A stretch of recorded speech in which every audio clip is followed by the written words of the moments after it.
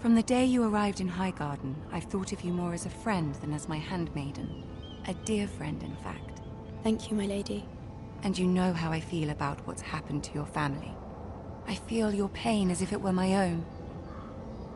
What you've suffered is beyond imagining. And your poor family as well. You must not despair. We will get through this together. You must understand there are limits to what I can say, especially here in King's Landing, now that I am to be queen. To have a handmaiden from the north whose family fought for Robb Stark. It raises questions at a time I can least afford. Cersei herself cornered me this morning outside the Royal Sept.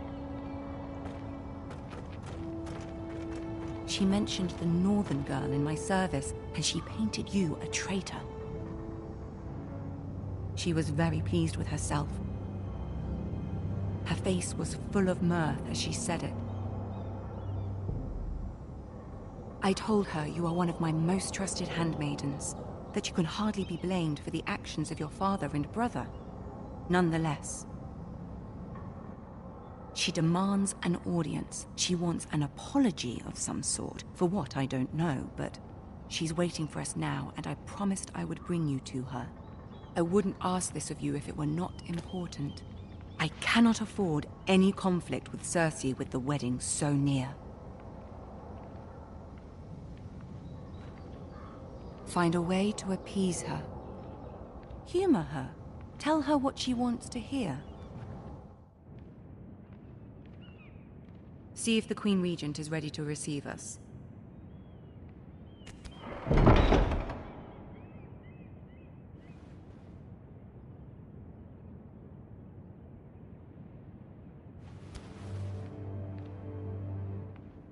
You'll be fine. I know you will. You may feel one thing, but you must say another.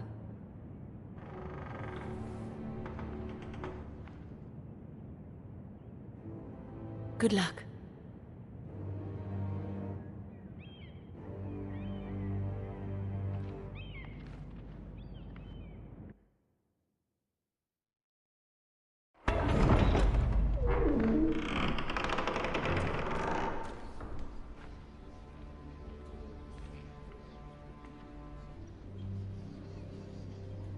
You can do this.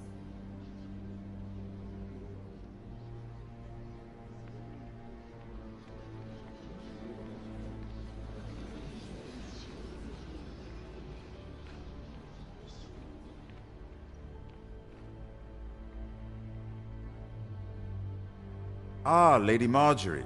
Aren't you looking lovely this evening? Lord Tyrion. Your Grace? With your permission, allow me to introduce Lady Mira of House Forrester.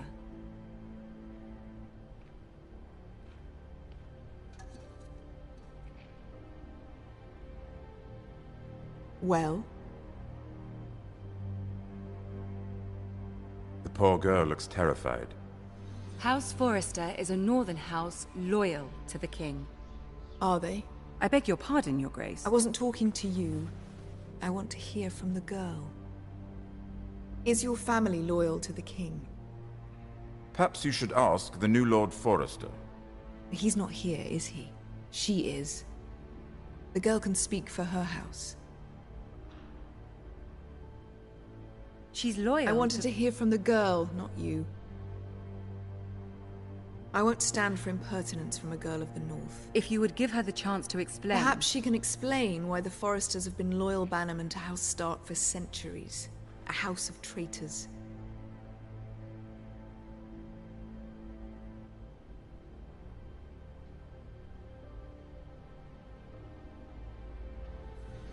The girl is here to explain herself, yet says nothing.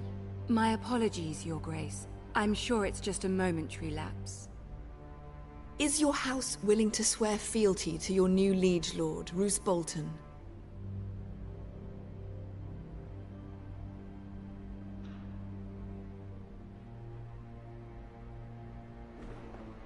No doubt she's speechless in your presence, Your Grace.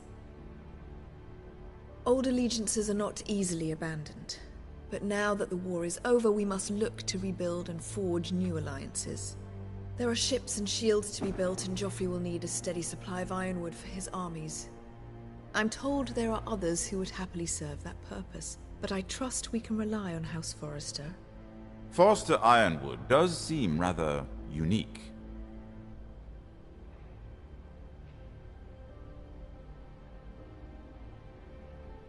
Perhaps not, then. It would be a shame to see it fall into the hands of another house. I imagine you'd do almost anything to prevent that from happening, wouldn't you? Ask any Lannister, and they'd do whatever was necessary to save Casterly Rock. It would be unfortunate to see another house lay claim to what's yours.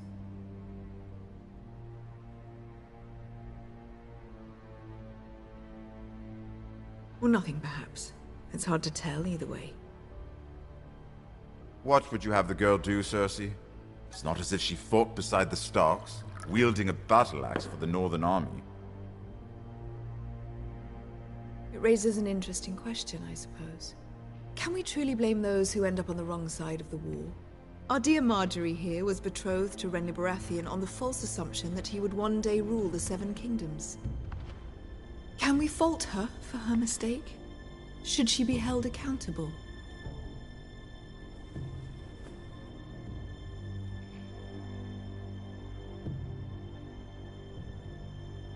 It is not her place to say, Your Grace. The girl must have an opinion on the matter. If there's a point to this, I hope you find it quickly. Loyalty can be such a hard thing to define. This city alone is filled with all sorts of ambitious opportunists looking to reinvent themselves, pretending to be something they're not. Who knows what lurks within their hearts? You are a girl from the north, here in service to Lady Marjorie. One can only assume her interests are yours. Yet loyalty to a king, that must be absolute, beyond question. And if your loyalties were to become conflicted between your king and the very person whom you serve, what would you do then? I'm sure she would... Let the girl answer the question. Go on.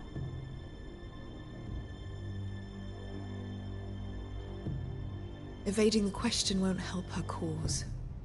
Who do you choose?